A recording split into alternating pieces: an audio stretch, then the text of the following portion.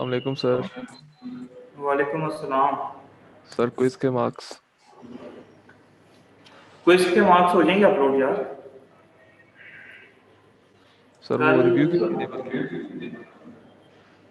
जैसे जैसे मार्क्स आएंगे ना तो पता चल जाएगा, ठीक ओके सर। है। रिव्यू ऐसा होगा कि आप लोग अगर आ सकते हो तो यहाँ आके रिव्यू कर लीजिएगा।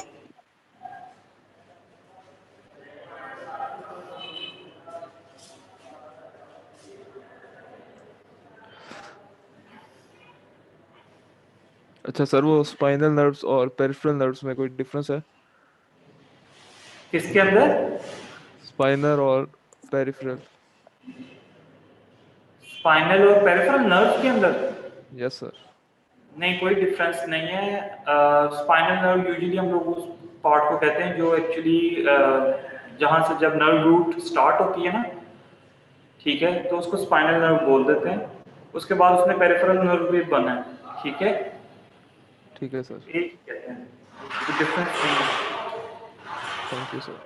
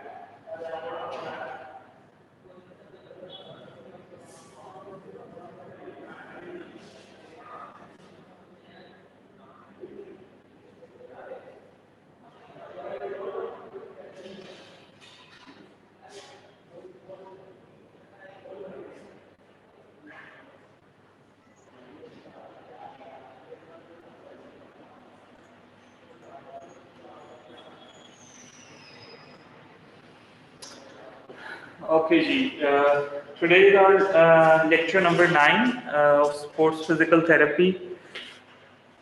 लास्ट टाइम हम लोगों ने बात की थी about the peripheral nerve injuries, ठीक है। 7th और 8th लेक्चर के अंदर हम लोगों ने पढ़ा था कि what are the peripheral nerves, ठीक है, जो कि इंजर्ड हो रही हैं एथलीट्स में, और कौन कौन सी स्पोर्ट्स में कौन कौन सी पेरिफेरल नर्व इंजरी कॉमन है। So today is our lecture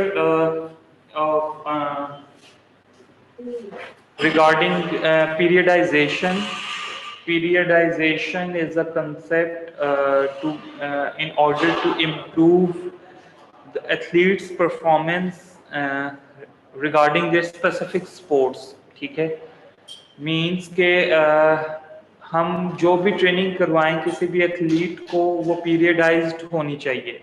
मतलब वो पीरियड्स के अंदर हम उनको करवाएं वो ट्रेनिंग, ठीक है, उनकी स्पोर्ट्स से रिलेटेड, ठीक है। और सेकेंड इम्पॉर्टेंट चीज़ ये है कि एक ही टाइम के ऊपर आप इंड्योरेंस ट्रेनिंग, स्ट्रेंथ ट्रेनिंग और पावर ट्रेनिंग नहीं करवा सकते हो, तो उससे इंजरी के चांसेस ज़्यादा हो जाते हैं और एडेप्टेशंस बहुत अच्छी प्रोड्यूस नहीं होती, ठीक है। स्पेसिफिक एडेप्टेशंस प्रोड्यूस नहीं होती अगर हम एक ही टाइम पे मल्टीपल ट्रेनिंग्स करवा रहे हों किसी भी एथलीट को। थर्ड इम्पॉर्टेंट चीज़ जो है कि हम पीरियड्स में इसलिए करवाते हैं ताकि एक पीरियड ख़त्म होने के बाद ब्रेक मिल जाए, रेस्ट मिल जाए, ठीक है, एथलीट को। और वो जो रेस्ट है उसमें वो उसकी फिजियोलॉजिकल एडेप्टेशंस प्रोड्यूस हो सकें। सिंपल इज डैट कि जिस तरीके से हम लोगों के लेक्चर्स हो रहे हैं, ठीक है, हर लेक्चर के बाद हम अगर हमें एक ब्रेक मिल जाए, ठीक है, स्टूडेंट पार्टिसिपेंट्स को या इसी तरीके से फैकल्टी को, तो वो क्या करते हैं, उनके पास एक प्रॉपर टाइम होता है कि वो किस तरीके से उसको यूज़ करते हैं। लाइक अगर स्टूडेंट्स को एक लेक्चर अटेंड करने के बाद एक फ्री स्लॉट मिल जाती है तो वो उसमें रिफ्रेश हो सकते हैं, ठीक है, और वो अगले लेक्चर को अच्छे तरीके से सुन सकते हैं। इसी तरीके पीरियडाइजेशन है आजकल टॉपिक, ठीक है। पीरियडाइजेशन हम लोग तीन चीज़ों के लिए यूज़ कर रहे हैं, ठीक है। तीन बेनिफिट्स हैं पीरियडाइजेशन के। एक तो सबसे पहली बात ये है कि हम एक ही टाइम के ऊपर किसी भी एथलीट में स्ट्रेंथ ट्रेनिंग, एंड्योरेंस ट्रेनिंग और पावर ट्रेनिंग तीनों एक ही दफ़ा नहीं यूज़ कर सकते, ये तीनों एक ही दफ़ा स्टार्ट नहीं करवा सकते। तो पहला बेनिफिट पीरियडाइजेशन का ये है कि with the help of periodisation हम लोग क्या करवाएंगे, स्ट्रेंथ ट्रेनिंग भी करवा सकते हैं, एंड्योरेंस ट्रेनिंग भी करवा सकते हैं और पावर ट्रेनिंग भी करवा सकते हैं, लेकिन विद इन पीरियड्स, ठीक है, with in specific time period, ठीक है। सेकेंड इंपॉर्टेंट चीज़ क्या है कि एथलीट्स में जब हम एक नॉन पीरियडाइज ट्रेनिंग करवाते हैं तो उनमें इंजरी के चांसेस बढ़ जाते हैं, ठीक है।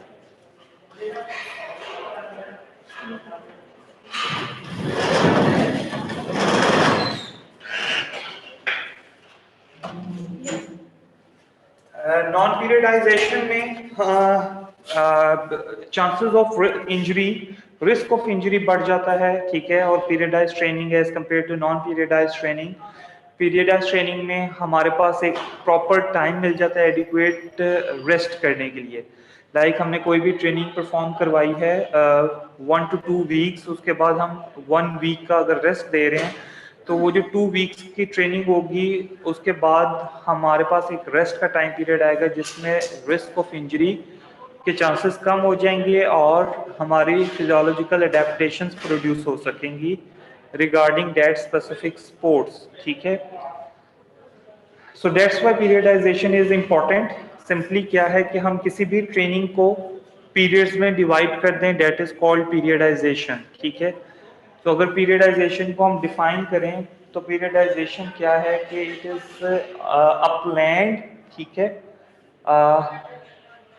सीक्वेंशियल प्लानिंग है, ठीक है, ट्रेनिंग की, और एक स्ट्रक्चर्ड प्रोग्राम है ट्रेनिंग का, ठीक है, ताकि एथलीट उससे बेटर परफॉर्मेंस गेन कर सके इन स्पेसिफिक स्पोर्ट्स, ठीक है, उसकी ऑप्टिमल गेन्स प्रोड्यूस हो सकें, ठीक है, जिस भी स्पोर्ट्स में वो गेन करना चाह रहा है, compete करना चाह रहा है, उसी स्पोर्ट से रिलेटेड उसमें फिजियोलॉजिकल एडेप्टेशन गेन हो सके। फॉर एग्जांपल एक इंडिविजुअल है, वो पावर प्रोड्यूस करना चाहता है, अपनी पावर को इंक्रीज करना चाहता है, तो अगर हम उसकी पावर ट्रेनिंग पीरियडाइज्ड पावर ट्रेनिंग करवाएंगे तो फिर उसमें क्या होगा कि उसकी पावर जो है वो एक ऐसे लेवल तक पहुंच जाएगी कि वो उससे ऑप्टिमल गेन हासिल कर सकेगा और compete कर सकेगा अपने स्पोर्ट्स में, ठीक है। तो ऑप्टिमल गेन हासिल हो सके एथलीट को, ठीक है, एथलीट बेटर परफॉर्म कर सके स्पोर्ट्स में, और थर्डली क्या है कि रिस्क ऑफ इंजरी क्या हो जाए, मिनिमाइज हो जाए, ठीक है। So that is the concept of periodisation.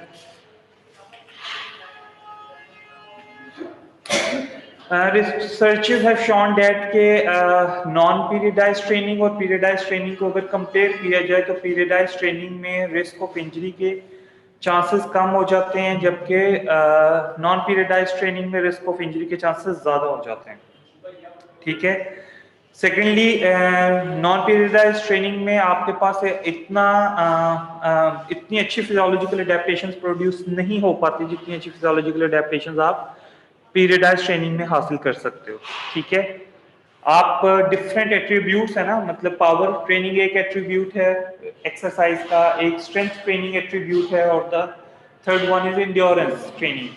तो आप पीरियडाइज ट्रेनिंग में इन तीनों चीजों के ऊपर फोकस कर सकते हो, लेकिन नॉन पीरियडाइज ट्रेनिंग में आप किसी भी एक चीज के ऊपर फोकस नहीं कर सकते हो, ठीक है। So that is the difference जहां पर फिजियोलॉजिकल अडेप्टेशंस में कमी आ जाती है, ठीक है।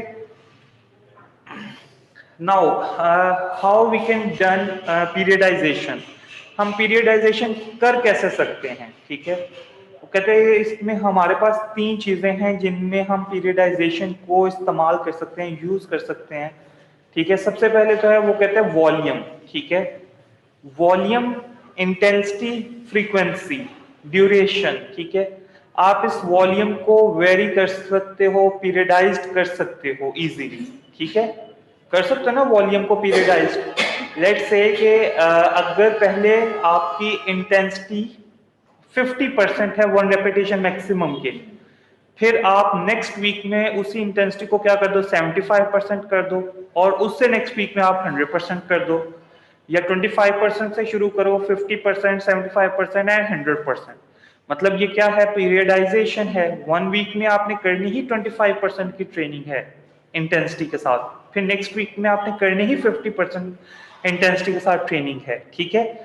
फिर आपका एक मंथ के बाद, ये 4 वीक्स अगर पूरे हो गए, आप फिर ड्यूरेशन के ऊपर आ जाओ, इंड्योरेंस ट्रेनिंग को फोकस कर लो। इंड्योरेंस ट्रेनिंग में क्या होगा कि अगर आप पहले 1 घंटे के लिए कर रहे हो कोई भी एक्सरसाइज, ठीक है, अब आपने उसमें इंटेंसिटी को नहीं चेंज करना, अब आपने उसमें सिर्फ ड्यूरेशन को चेंज करना है। सो कोई भी इंटेंसिटी ले लो, ठीक है, 50% ले लो 1 रेपिटेशन मैक्सिमम की, 75% ले लो 1 रेपिटेशन मैक्सिमम की, डिपेंडिंग अपॉन यू, ठीक है। वो लेने के बाद आपने क्या करना है, ड्यूरेशन पहले हफ्ते में 1 आवर का रखो, सेकंड वीक में आप उसी को 1.5 आवर्स का रख लो, 90 मिनट्स का रख लो, the next week 120 minutes, and the next week the fourth week उसमें 150 मिनट्स का रख लो। So you are increasing the duration week by week, this is also a periodization. सो हम वॉल्यूम में पीरियडाइजेशन यूज कर सकते हैं। सेकेंड इंपॉर्टेंट चीज क्या है, ट्रेनिंग टाइप, ठीक है। ट्रेनिंग टाइप क्या होनी चाहिए जिसमें हम पीरियडाइजेशन यूज कर सकते हैं। हम स्ट्रेंथ ट्रेनिंग करवा सकते हैं, हम इंड्योरेंस ट्रेनिंग करवा सकते हैं, हम पावर ट्रेनिंग करवा सकते हैं।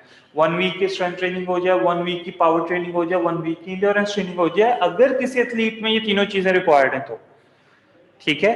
अगर किसी एथलीट में ये तीनों चीजें रिक्वायर्ड हैं तो हम फिर ये परफॉर्म कर सकते हैं, ठीक है। फिर ट्रेनिंग टाइप में हमारी पीरियडाइजेशन हो सकती है। द थर्ड वन इज जो आपका रेस्ट है, ठीक है। इनिशियली आप रेस्ट को क्या रखो, प्रोलॉन्ग्ड रखो, ठीक है। लेट्स से 2 आवर्स का रेस्ट रखो, ठीक है, आफ्टर द एक्सरसाइज, ठीक है। उसके बाद जो नेक्स्ट वीक होगा उसमें आप 1.5 आवर का कर दो, कम कर दो उस रेस्ट को, और जो थर्ड वीक है उसमें और कम कर दो, और जो फोर्थ वीक है उसमें मिनिमम कर दो रेस्ट को। लेकिन फोर्थ वीक की ट्रेनिंग के बाद आप क्या करो कि आप प्रॉपर एक रेस्ट लो, ठीक है, continuously for a longer time period. मतलब जैसे स्ट्रेंथ ट्रेनिंग से आपने इंड्योरेंस ट्रेनिंग पर जाना है, तो स्ट्रेंथ ट्रेनिंग 4 वीक्स करने के बाद आप क्या करो, 1 हफ्ते का पूरा रेस्ट ले लो, फिर आप इंड्योरेंस ट्रेनिंग पर चले जाओ, ठीक है। और यहाँ पर वो बात करते हैं कि आपने एक्टिव रेस्ट इस्तेमाल करना है, एक्टिव रेस्ट, ठीक है। अक्सर आप लोगों ने क्रिकेटर्स को देखा होगा कि वो क्रिकेट खेलने के बाद वॉलीबॉल खेल रहे हैं, देखे कभी वॉलीबॉल खेलते हुए, देखे कभी क्रिकेटर्स को वॉलीबॉल खेल रहे होते हैं, फुटबॉल खेल रहे होते हैं, हॉकी खेल रहे होते हैं, ठीक है, फ्रिस्बी खेलते हैं, ठीक है। That's why that portion of the game is actually the active rest, ठीक है। वो उतनी इंटेंसिटी के साथ या उतनी फ्रीक्वेंसी के साथ नहीं परफॉर्म कर रहे एक्टिविटी, लेकिन वो एक्टिविटी परफॉर्म जरूर करें, in the sense of football, in the sense of volleyball. समझ आ गई बात की। सो यहाँ पर ये वाला रेस्ट नहीं है कि जी बेटर ही डन हो जाना है, यहाँ पर रेस्ट है एक्टिव रेस्ट, ठीक है। आपने रेस्ट करना है लेकिन एक्टिव रेस्ट परफॉर्म करनी, ठीक है। फिर आपकी फिजियोलॉजिकल अडेप्टेशन जो आपने ट्रेनिंग की होंगी वो अच्छी प्रोड्यूस होंगी, ठीक हो गया। नाउ ये जो पीरियडाइजेशन है करेगा क्या, ठीक है। हमने पहले कहा ना कि हम किस तरीके से परफॉर्म करेंगे पीरियडाइजेशन, ऐसी कौन सी चीजें जिनको हम लोग पीरियडाइज कर सकते हैं, ठीक है। नाउ हमारे ये प्रोग्राम करेगा क्या, ठीक है, gradual and progressive overload apply करेगा हमारे एथलीट्स पर। ग्रेजुअली हमारा जो लोड होगा वो बढ़ता जाएगा। सेकंड क्या है, there will be an optimal stimulus for adaptations, ठीक है। There will be an optimal stimulus for adaptation. 1 week एक स्टिमुलस होगा, द नेक्स्ट वीक उससे ग्रेटर स्टिमुलस होगा, एंड द नेक्स्ट वीक उससे ग्रेटर स्टिमुलस होगा। So there will be an optimal stimulus for adaptation, not a stimulus for a injury, ठीक है। एक ऐसा स्टिमुलस होगा जिससे अडेप्टेशन आएंगी, इंजरी के चांसेस नहीं होंगे, ठीक है। और the last one is adequate time for recovery and physiological adaptation. आपके पास एडिक्वेट टाइम होगा रिकवरी का और आपकी फिजियोलॉजिकल एडेप्टेशन का कि वो प्रोड्यूस हो सके, ठीक है। अच्छा, ट्रेनिंग साइकिल क्या है, ये तो हमने पहले बात की पीरियडाइजेशन की। ट्रेनिंग साइकिल क्या है? वो कहता है सिंपली ट्रेनिंग को डिफरेंट छोटे साइकिल्स में डिवाइड कर देना, ठीक है, that is called a training cycle.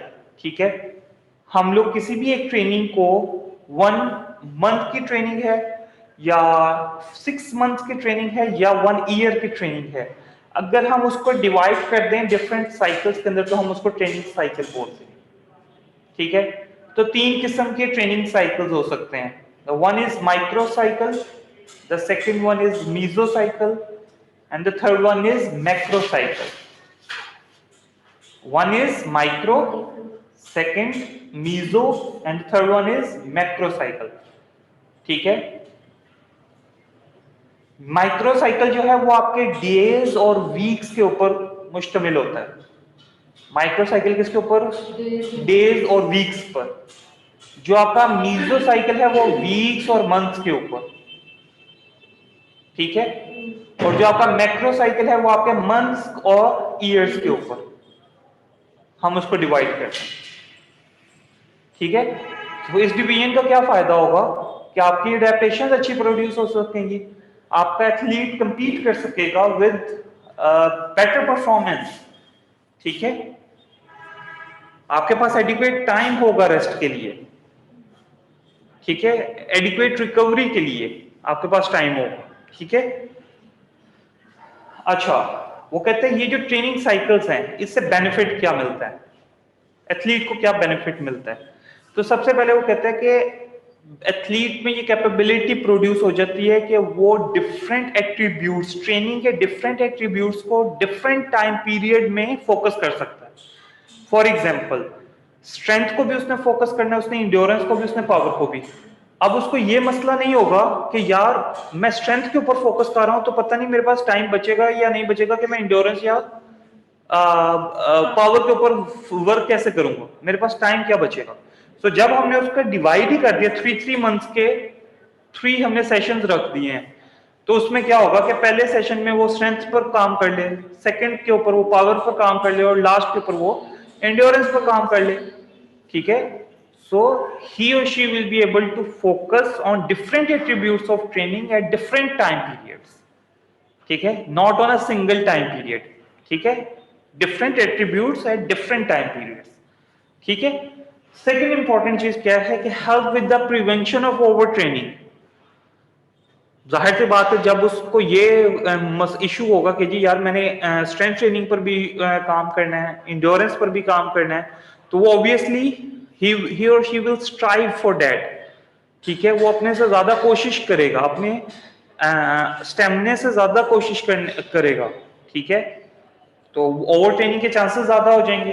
ठीक है, जब ओवर ट्रेनिंग ज्यादा होती है तो आपको पता है फटीग भी ज्यादा हो जाती है, और जब फटीग ज्यादा हो तो देयर आर चांसेस कि आपकी इंजरी के चांसेस भी ज्यादा हो जाता है। ठीक है, सो ओवर ट्रेनिंग से आपको बचाएगा। और लास्ट वन क्या है कि that is convenient for an athlete to adapt himself in the first session, in the second session and in the third session. ठीक है, वो अपने आप को अडेप्ट कर सकता है इजीली। ठीक है, उसके लिए कन्वीनियंट है, उसको पता है मैंने एक हफ्ते में यही एक्टिविटीज परफॉर्म करनी है, इनमें मैंने मास्टर करना है अपने आप को। फिर वो सेकंड वीक में जाएगा तो फिर उसको होगा कि अच्छा मैंने इन एक्टिविटीज को मास्टर करना है, और फिर थर्ड वीक में मैंने इन एक्टिविटीज को मास्टर करना है। सो उसके लिए ये कन्वीनियंट है। ठीक है, these are the types of training cycles, macro, micro and meso. अच्छा, मोस्टली जो ट्रेनिंग कोचेज होते हैं, ठीक है, जो फिजिकल ट्रेनर्स होते हैं, वो 4 वीक्स का ट्रेनिंग साइकिल यूज करते हैं। कितने वीक्स का ट्रेनिंग साइकिल यूज कर रहे हैं? 4 वीक्स का। ठीक है, जिसमें वो 4 वीक्स को एक एक वीक में डिवाइड कर देते हैं। मतलब पहला जो साइकिल 1 वीक का, फिर सेकंड वीक का, फिर थर्ड वीक का एंड फिर फोर्थ वीक का। अब वो कहते हैं ये जो 4 वीक्स को उन्होंने फर्दर एक एक वीक में डिवाइड किया है, इसको उन्होंने नेम इंडिकेट कर दिए हैं। ठीक है, क्या इंडिकेट कर दिए? नेम्स के साथ। ठीक है, तो वो कहते हैं जो सबसे पहला है उस वीक, उसमें एक्चुअली ट्रेनिंग वॉल्यूम को और ट्रेनिंग इंटेंसिटी को मिनिमल रखा जाता है। क्या रखा जाता है? मिनिमल। लेट से कि आपका जो टारगेट है वो आपका टारगेट ये है कि आपने 90% पावर पर जाना है, ठीक है। आपकी जो कंपटीशन है स्पोर्ट्स की, आपने 90% पावर ट्रेनिंग पर जाना है। तो वो जो फर्स्ट वीक होगा वो आप रखोगे 40% ऑफ ट्रेनिंग पावर पे, ठीक है। That is an ordinary for that athlete, ordinary है, इसलिए उसको ऑर्डिनरी वीक बोला जाता है, ठीक है। जैसे हमसे कोई काम करवाया जाए जी, हम यहाँ खड़े होकर लेक्चर दे सकें, हम यहाँ पर खड़े होकर लेक्चर इजीली दे सकते हैं। लेकिन अगर हमें यह कहा जाए कि जी आपने 100 मीटर रेस को 5 to 6 टाइम्स भागनी है, तो वो तो नहीं मैं भाग सकूंगा, सही है। सो जो काम मेरे लिए इजी है, that is an ordinary week. So ordinary week में ट्रेनिंग इंटेंसिटी और जो वॉल्यूम है दैट इज लोअर, मिनिमल, ठीक है। सेकंड आपके पास आ जाता है डेवलपमेंटल वीक। सेकंड वीक कौन सा आ जाता है? Developmental week. डेवलपमेंटल वीक में ट्रेनिंग इंटेंसिटी और जो वॉल्यूम है उसको बढ़ा दिया जाता है as compare to the first week. और जो थर्ड वीक है that is the shock week. Shock, ठीक है। Shock means there will be the maximum intensity, maximum volume of that training, ठीक है। और जो नेक्स्ट फोर्थ वीक होता है, ठीक है, that is again at the lowest volume and lowest intensity. वो जो फोर्थ वीक है वो किसका वीक है? रेस्ट का वीक है, ठीक है। रिकवरी, उसको रिकवरी बोलते हैं। फोर्थ वीक को क्या बोलते हैं? रिकवरी बोलते हैं, लाइक दिस। अच्छा, ये इंटेंसिटी को इंडिकेट कर रहे हैं, वॉल्यूम को इंडिकेट कर रहे हैं। अब इसमें जो सबसे अहम चीज देखने वाली है वो ये है कि जो फोर्थ वीक है वो फर्स्ट वीक की इंटेंसिटी से भी कम होगा, ठीक है, इसलिए उसकी रिकवरी पॉसिबल है। अब जो उसने जितनी भी ट्रेनिंग की है उसमें उसकी जितनी भी अडेप्टेशंस वो रिक्वायर्ड चाह रहा है वो उसको अडेप्टेशंस मिलेंगी, लेकिन फोर्थ वीक में जाके मिलेंगी, ठीक है। होता क्या, वो कहता है कि ये the distance from here to here, ठीक है। मतलब अगर मैं इसको इस लिहाज से देखूं तो ये डिस्टेंस बन रहा है, ठीक है। yes. और यहाँ पर डिस्टेंस लाइक दिस, ठीक है। अब यहाँ पर कहता है फिजियोलॉजिकल एडेप्टेशन ज्यादा मैक्सिमम प्रोड्यूस हो सकती हैं एज कंपेयर टू अगर हम फोर्थ वीक को यहाँ तक खत्म कर देते, इस इंटेंसिटी पर खत्म कर देते, या फर्स्ट वीक की इंटेंसिटी पर खत्म कर देते, तो उतनी फिजियोलॉजिकल एडेप्टेशन प्रोड्यूस नहीं होनी थी, ठीक है। इसलिए उन्होंने मिनिमम इंटेंसिटी और लोड के ऊपर उन्होंने क्या कर दिया, खत्म किया है फोर्थ वीक को, ताकि रिकवरी हो सके, ठीक है। पेशेंट इन जो एथलीट है वो एक्टिव जरूर है, लेकिन उसमें जो एडेप्टेशन है वो मैक्सिमम प्रोड्यूस हो सके।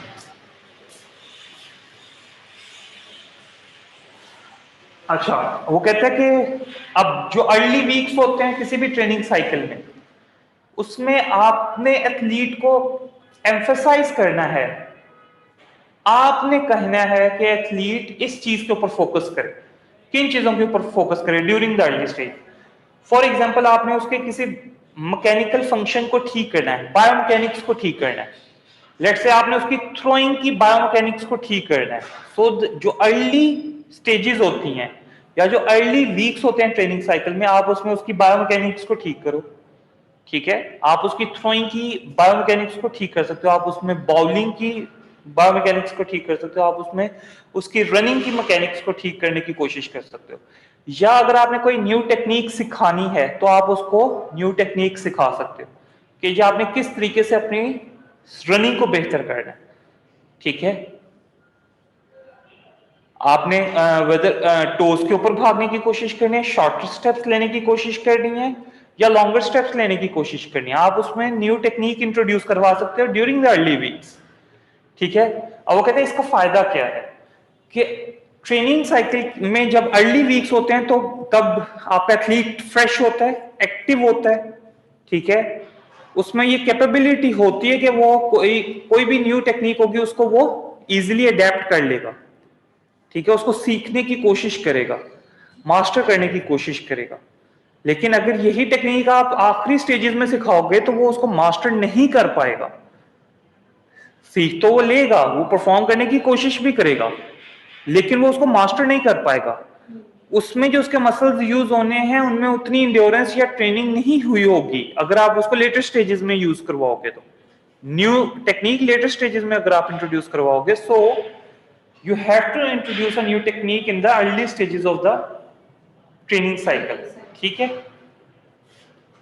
इसके अलावा आप ट्रेनिंग की स्पीड के ऊपर एम्फसाइज कर सकते हो कि ट्रेनिंग आपने कितनी स्पीड से करनी है। आप मैक्सिमम स्ट्रेंथ पे फोकस कर सकते हो कि मैक्सिमम स्ट्रेंथ तक आपने अचीव करना है अपने आप को। आपकी स्ट्रेंथ ये नहीं है, आपकी strength is low lot bigger than this, so you have to achieve that. ठीक है, और जो लेटर स्टेजेस होती हैं, जो लेटर स्टेजेस होती हैं ट्रेनिंग साइकिल में, उसमें हम लोग क्या करते हैं, सिंपल जो कार्डियोवास्कुलर एंड्योरेंस है उसके ऊपर फोकस करेंगे, एंड एरोबिक पावर पर, मस्कुलर एंड्योरेंस पर और स्पीड की एंड्योरेंस के ऊपर हम लोग ज्यादा फोकस कर रहे होंगे। ठीक है, हमारा लेटर स्टेजेस में क्या होगा कि हमने सिर्फ एंड्योरेंस के ऊपर ज्यादा फोकस करना है। ठीक है, वो चाहे कार्डियोपल्मोनरी एंड्योरेंस हो, वो चाहे मस्कुलर एंड्योरेंस हो, ठीक है, वो चाहे स्पीड की एंड्योरेंस हो, हमने ज्यादातर फोकस हमारा एंड्योरेंस के ऊपर होगा। ठीक हो गया। ट्रेनिंग ईयर, अब वो कहते हैं कि the most common macro cycle की एग्जांपल है। ठीक है, कि मोस्ट कॉमन जो मैक्रो साइकिल है that is a training year. ठीक है, उसको वो कहते हैं, हम लोग डिवाइड कर देते हैं 3 फेजेस के अंदर। कितनी फेजेस में डिवाइड कर देते हैं? 3 फेजेस में। The one is preparatory phase, ठीक है, the second one is performance phase and the last one is recuperation phase. ठीक है, प्रिपेरेटरी फेज का मतलब क्या है कि कंपटीशन से पहले जो फेज आएगा दैट इज प्रिपेरेटरी फेज। ठीक है, फिर परफॉर्मेंस फेज, कंपटीशन फेज में उसने क्या करना है, परफॉर्म करना है, और उसके बाद उसने क्या करना है, रिक्यूपरेटिव फेज में जाना है। रिक्यूपरेटिव फेज मींस एक्टिव रेस्ट का टाइम है। ये किसका टाइम है? एक्टिव रेस्ट का।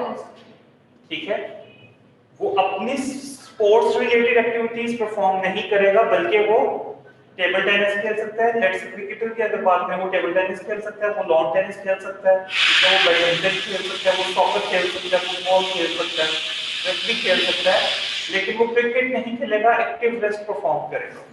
समझ आ गई बात की? So that is an example of a training year or a macro cycle। जो मैंने पहले 4 weeks की ट्रेनिंग बताई है, that is an example of mesocycle। क्योंकि हमने बात की थी mesocycle is depending on weeks or months। ठीक है, so 4 weeks and a single month is about mesocycle।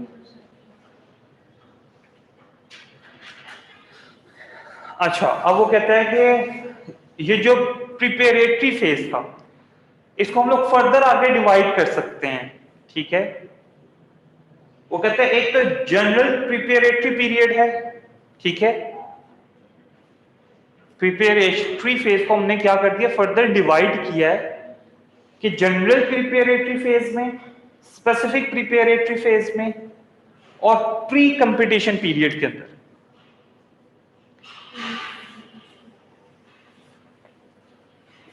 पहले 3 स्टेजेस थी।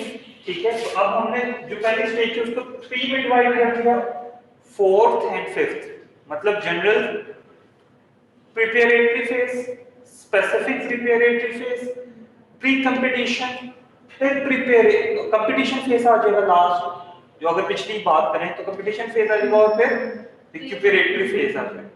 सो टोटल 5 फेजेस हो गए। ठीक है, हमने सिर्फ जो पहला फेज था प्रिपेरेटरी फेज उसको फर्दर 3 में डिवाइड कर दिया, वो भी सिर्फ किसके लिए? एथलीट के लिए।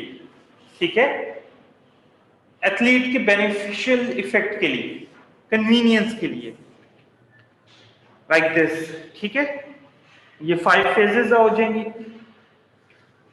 अच्छा, जनरल प्रिपेरेटरी या general conditioning period, conditioning period भी कह सकते हो, प्रिपेरेटरी फेज भी कह सकते हो। इसमें वो कहता है कि इसमें एम क्या होगा, हमारा एम ये होगा कि हमने डेवलप करनी है a broad base of fitness that act as a foundation for the high intensity sports specific training, ठीक है। लाइक किसी भी बिल्डिंग को आप खड़े करने लगे हो तो आप पहले जो बेस बनाते हो वो काफी ज्यादा ब्रॉड होती है, वाइड होती है, ठीक है। आप उसमें मटेरियल भी मैक्सिमम अच्छा यूज करने की कोशिश करते हो। इसी तरीके से ये जनरल कंडीशनिंग पीरियड है, इसमें भी वो ये कह रहा है कि आपने एक प्रॉपर बेस बनानी है, ठीक है, जिसके ऊपर आप फर्दर क्या कर सको, एम्फसाइज करवा सको, उसको स्पोर्ट्स स्पेसिफिक ट्रेनिंग एम्फसाइज करवा सको, उसकी स्पोर्ट्स स्पेसिफिक ट्रेनिंग करवा सको, ऐसी बेस होनी चाहिए, ठीक है। अब लेट से हमने किसी इंडिविजुअल को तैयार करना है क्रिकेट के लिए, उसमें स्पीड भी जरूरी है, ठीक है, उसमें रिस्पॉन्स टाइम भी जरूरी है, ऐसे ही है ना, रिस्पॉन्स टाइम भी जरूरी है उसमें, उसमें स्पीड भी जरूरी है, उसमें इंड्योरेंस भी जरूरी है, ठीक है। सो हमारा जो जनरल कंडीशनिंग पीरियड होगा, इसमें हमारा एम क्या होगा कि हमने एक प्रॉपर बेस बनानी है, ठीक है, जिसके ऊपर हम फिर स्पोर्ट स्पेसिफिक एक्टिविटीज परफॉर्म करवा सकें। वो कहते हैं ये जो पीरियड है इट यूजुअली प्रीडोमिनेंटली इसका जो फोकस होता है वो that is on strength training, ठीक है। हमारा जो फोकस होगा जनरल कंडीशनिंग पीरियड में वो इसके ऊपर होगा स्ट्रेंथ ट्रेनिंग। अब आपको सबको पता है स्ट्रेंथ ट्रेनिंग में पावर भी आपकी बेहतर हो रही होती है और इंड्योरेंस भी बेहतर हो रही होती है। स्ट्रेंथ ट्रेनिंग का ये इफेक्ट है कि ये दोनों चीजें बेहतर हो सकती हैं, लेकिन एक खास हद तक इससे ज्यादा नहीं वो परफॉर्म बेहतर कर सकते, ठीक है।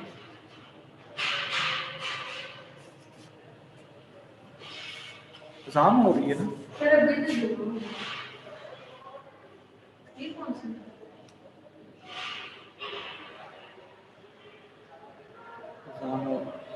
टाइम जल्दी हो गया ना।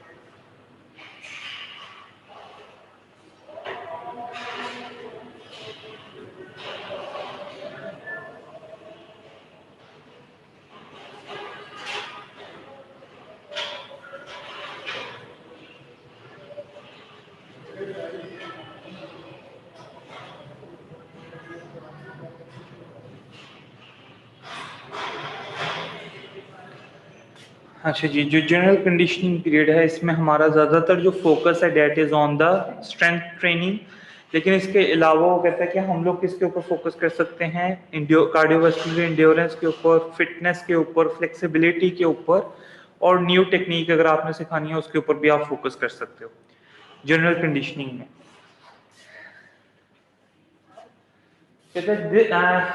It is characterized by progressive increase in both volume and intensity of the training. General conditioning period की बात करें कि प्रोग्रेसिव इंक्रीज करवाएंगे, वॉल्यूम को भी प्रोग्रेसिवली इंक्रीज करवाएंगे, इंटेंसिटी को भी, ठीक है। कहते हैं the skills should be incorporated into the training through dedicated short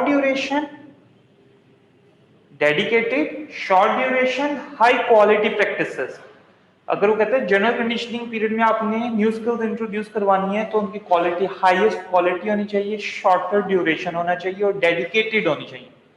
means आपने सारे काम छुड़वा के उसको सबसे ज्यादा फोकस करवाना है कि this is the new skill, you have to perform it, ठीक है। और वो हाई क्वालिटी, उसकी क्वालिटी को इंप्रूव करने की कोशिश करनी है, उसके नंबर्स इंक्रीज करने की कोशिश नहीं करनी, या उसमें स्पीड को इंक्रीज करने की कोशिश नहीं करनी, उसमें क्वालिटी को इंक्रीज करने की कोशिश करनी है, ठीक है। और included as a part of functional dynamic warm up. अब वो कहते हैं कि जब भी आपने स्किल्स को करना है इंट्रोड्यूस, तो सबसे स्टार्ट में करना है। डायनामिक वार्म अप का मतलब क्या है कि आपने जब आप इंडिविजुअल वार्म अप कर रहे थे तो आपने बिल्कुल स्टार्ट में उसको कहना है कि ये परफॉर्मेंस कर ले, ये प्रैक्टिस कर लेते हैं, ठीक है। क्या न्यू स्किल्स को प्रैक्टिस करना, ठीक है। हाई क्वालिटी होनी चाहिए, डेडिकेटेड होनी चाहिए, शॉर्ट ड्यूरेशन की होनी चाहिए। वार्म अप भी हो जाएगा, न्यू स्किल की प्रैक्टिस भी हो जाएगी, ठीक है। Okay, so this will help ensure that athletes maintain the skill and coordination required in competition, ठीक है। ये कॉन्टिन्यूसली जब उसके वार्म अप का हिस्सा बनेंगे तो वो इसको हमेशा के लिए अपने कंपटीशन में इन्वॉल्व कर लेगा, अपने स्पोर्ट्स में इन्वॉल्व करने की कोशिश करेगा, ठीक है। अगर आप उसको एक महीने में 10 to 20 टाइम्स परफॉर्म करवाओगे तो शायद उसको वो इंक्लूड करना याद ना रहे अपने स्पोर्ट्स में, लेकिन जब आप उसको वार्म अप का हिस्सा बना दोगे तो वो उसको ऑब्वियसली इंक्लूड करेगा अपने कंपटीशन के अंदर। वो कहता है during this period sprinters may be focusing many of their track sessions on speed endurance rather than the pure speed। मतलब यहां पर ये जो स्प्रिंटर्स होते हैं, स्प्रिंटर्स का क्या काम होता है कि उन्होंने मिनिमम टाइम के अंदर एक टारगेट अचीव करना है ना। अब वो कहते हैं यहां पर वो स्पीड, प्योर स्पीड के ऊपर फोकस नहीं कर रहे, वो क्या करें, अपनी इंड्योरेंस को बेहतर करने की कोशिश करें। अगर वो अपनी इंड्योरेंस को बेहतर करने की कोशिश कर रहे हैं या उस स्किल को बेहतर करने की कोशिश करें, अपनी इंड्योरेंस के स्किल को, तो that is a part of general conditioning period, that is a part of new skills. जी हम उसमें न्यू स्किल्स इंट्रोड्यूस करवा रहे हैं कि आपने अपनी इंड्योरेंस को बेहतर करना है। समझ आ गई बात की, ठीक है। स्पेसिफिक कंडीशनिंग, ठीक है। कहते हैं the aim of this phase is to provide a progressive transition from the broad general fitness to sports specific fitness.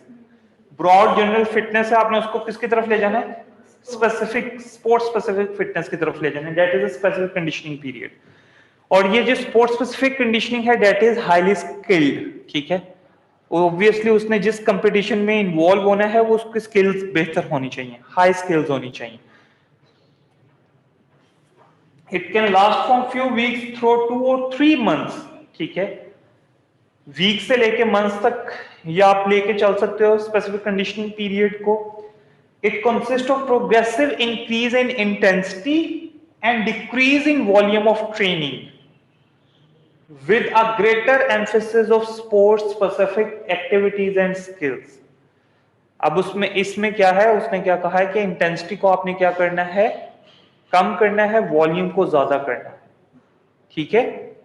Progressive increase in intensity, intensity को ज्यादा करना है, वॉल्यूम को कम करने की कोशिश करनी है, ठीक है, स्पेसिफिक कंडीशनिंग पीरियड में, ठीक है।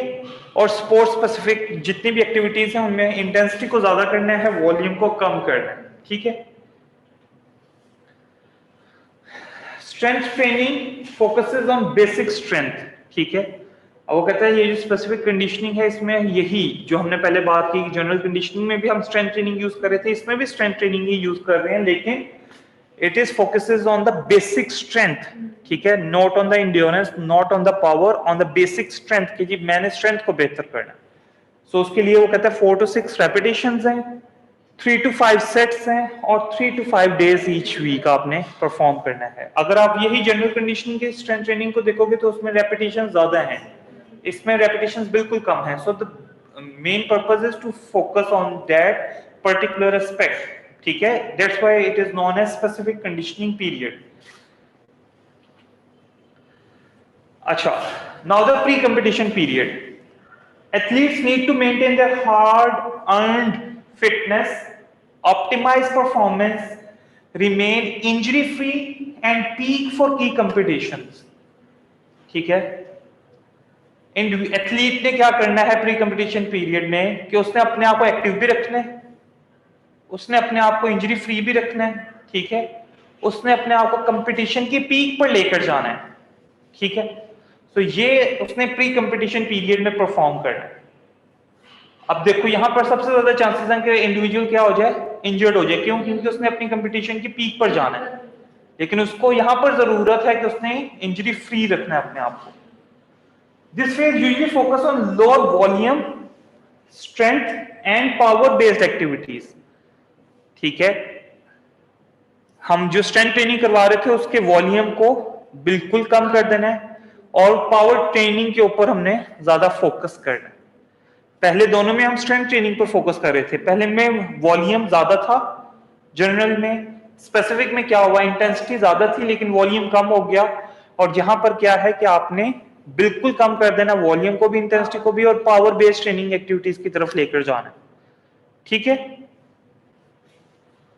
2 to 3 रेपिटेशन आपने परफॉर्म करवानी है, 3 to 5 सेट्स आप परफॉर्म करवा सकते हो 3 to 6 डेज ईच वीक पे, depending on the frequency of competition कि आपने वो कंपटीशन कितना फ्रीक्वेंटली परफॉर्म करना है। अच्छा, the length of competition period varies for different sports. Obviously अब ये जो परफॉर्मेंस का टाइम है, आपने परफॉर्म करना है आपके एथलीट ने, और it will differ for each sports. जैसे कि सॉकर है, फुटबॉल है, आप सबको पता है कि it goes all around the year. आपने अक्सर मैचेस कॉन्टिन्यूसली, कभी किसी लीग का मैच हो रहा है, कभी किसी लीग में मैचेस हो रहे हैं, कभी किसी लीग में। So the duration of competition, वही एक प्लेयर उस लीग में भी खेल रहा होता है, उसके बाद फ्री होके इस लीग में खेलता है, उसके बाद उस लीग में, मतलब उसके पास टाइम नहीं होता। So the all along the year उसके पास ये जो कंपटीशन का टाइम है दैट इज ऑफ 9 मंथ्स। ठीक है, so the competition period is maximum, और उसके लिए जो कंडीशनिंग पीरियड है वो क्या हो जाएगा, मिनिमाइज हो जाएगा। ठीक है, एथलेटिक्स के लिए 3 to 4 मंथ्स का आप सबको पता है। जो एथलीट्स होते हैं, क्या इसको क्या बोलते हैं, तो हर साल होते हैं ओलंपिक्स। ओलंपिक्स। ठीक है, सो ओलंपिक्स 3 to 4 मंथ्स या इससे भी शायद कम, 2 मंथ्स तक वो ओलंपिक्स चलते हैं। ठीक है, और क्रिकेट 5 मंथ्स का ज्यादातर ड्यूरेशन होता है। ठीक है, मतलब कम्युलेटिवली अगर आप देखो तो वो 5 मंथ्स तक खेलते हैं एक साल में, और इससे ज्यादा अलाउ नहीं किया जाता कि वो कॉन्टिन्यूसली खेलें या 12 मंथ्स में 11 या 10 मंथ्स खेलें। ठीक है, वो जितनी भी बोर्ड होते हैं वो इसी तरीके से अलाउ करते हैं। जो काउंसिल होती है एज अ होल जो देख रही है वो यही देखते हैं कि ये हर जो टीम है उसको इक्वल पार्टिसिपेशन मिल सके। ठीक है, ट्रांजिशन और active rest, this period usually last around a month, 1 महीने तक आप इसको चला सकते हो। ठीक है, depending on the sports, the stresses of the previous competition and the timing of the next one. ठीक है, ऑब्वियसली जब आप एक फुटबॉल प्लेयर के साथ अटैच हो तो ऑब्वियसली वहां पे कंपटीशन का पीरियड ज्यादा है, तो आपको एक्टिव रेस्ट बिल्कुल मिनिमाइज करना पड़ेगा, 2 वीक्स का या 3 वीक्स का। ठीक है, आप उसमें 1 मंथ या मोर देन 1 मंथ नहीं लेकर जा सकते हो। ठीक है, लेकिन आप क्रिकेट के अंदर 1 मंथ का एक्टिव रेस्ट दे सकते हो इजीली। ठीक है, वो कहते हैं this period allows any injuries to heal and a period of rehabilitation to occur so that the athlete is ready to resume the full training. ठीक है, the next general conditioning period. ठीक है,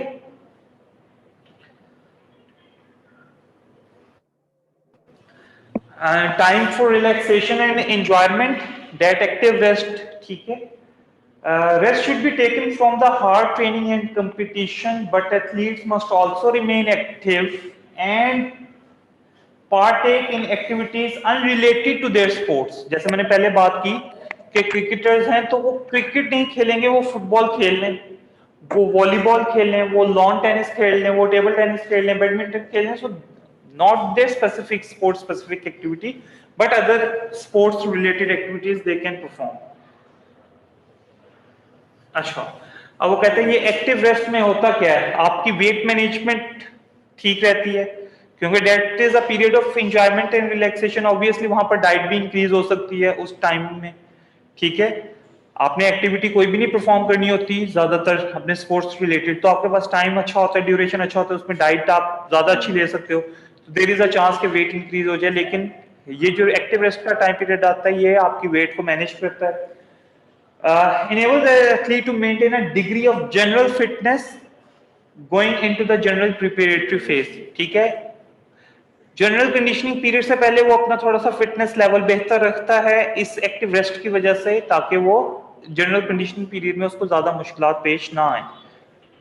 the activities should be novel and fresh, ठीक है, मतलब novel means अनोखी किस्म की एक्टिविटीज होनी चाहिए जिसमें उसको मजा आए, ठीक है, ऐसी एक्टिविटीज होनी चाहिए कि जिसमें वो इंजॉय करे, ठीक है, एंड नॉट टू डिमांडिंग, ठीक है, ऐसी नहीं होनी चाहिए जिसमें एक्सर्शन ज्यादा हो, ठीक है, लो वॉल्यूम होना चाहिए, 1 to 3 रेपिटेशंस होनी चाहिए, 1 to 3 सेट्स होने चाहिए, और 3 डेज या लेस देन 3 डेज आप ईच वीक उनको परफॉर्म करवा सकते हैं, ठीक है, एक्टिव रेस्ट की जो एक्टिविटीज हैं।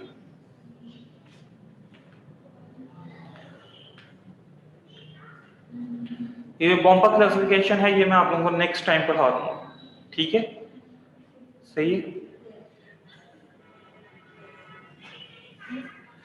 ये जितनी भी प्रिपरेटरी, ये जितनी भी फेजेस पढ़ाई हैं इनको अच्छे तरीके से पढ़ लेना है कि जनरल कंडीशनिंग पीरियड में क्या है, स्पेसिफिक कंडीशनिंग में क्या है, प्री कंपटीशन में क्या है, कंपटीशन में क्या है, और एक्टिव रेस्ट में क्या हो रहा है, ठीक है, they are important as well, ठीक है। Bompa classification is just related to this type, लेकिन मैं चाह रहा हूँ कि आप लोगों को अच्छे तरीके से इस चीज की समझ आ जाए।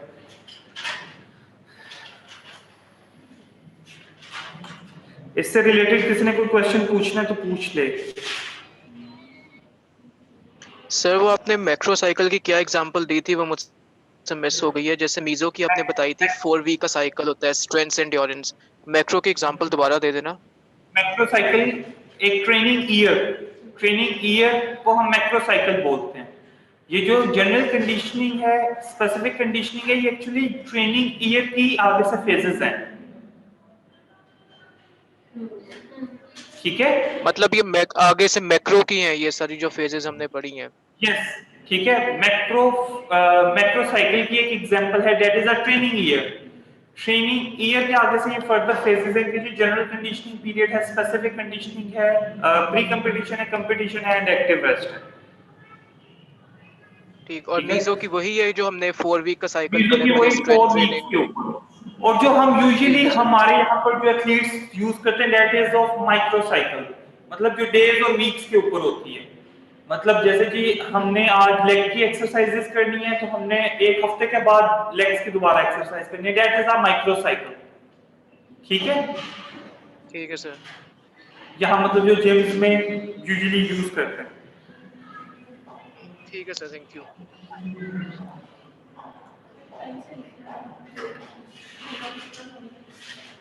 ठीक हो गया बच्चों?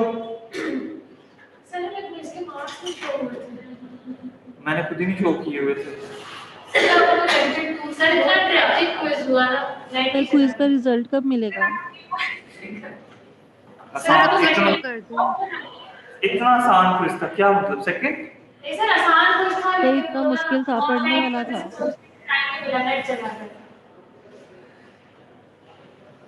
ये आसान नहीं था? सोच लग रहा था, टाइम कम था। सर जब अच्छा, आपने नेक्स्ट। सारा सेकंड लेक्चर से देना था तो आपने हमें 5 लेक्चर्स पढ़ने को क्यों कहा? ये सानिया, आप ना ही बोलो तो अच्छी बात है। मैं अभी अक्सर में आते हुए देख कर आया हूँ, ऐसे ऐसे बंदों के 15 नंबर आए हैं ना तुम्हारी वजह से। फिर सर मेरी तो कोई भी वजह नहीं है इसमें।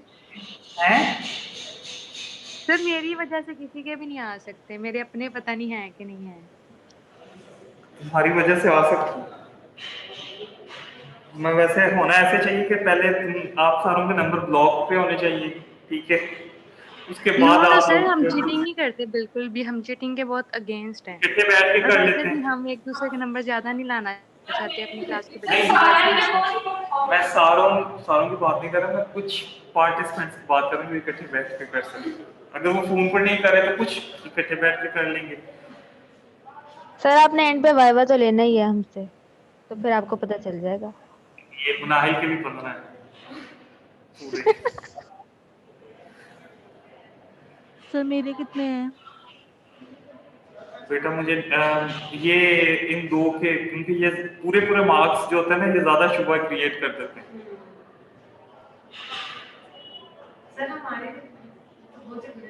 सर आपको तो खुश होना चाहिए कि आपकी क्लास ने इतना अच्छा रिजल्ट दिया है।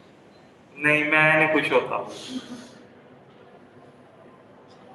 सर आप कम नंबर देके खुश होते हैं ना, इसीलिए ऐसा पेपर बनता है। आप लोगों को शिकवा ही रहना है। सर देख लें, अब हमारा आखिरी साल है। नहीं नहीं, फिर हम इंशाल्लाह जा अल्लाह रहे खैर हैं। रखेगी। ठीक है, ओके बेटा, अल्लाह हाफिज, हो जाएंगे अल्लाह अपलोड। हाफिज सर। अल्लाह हाफिज।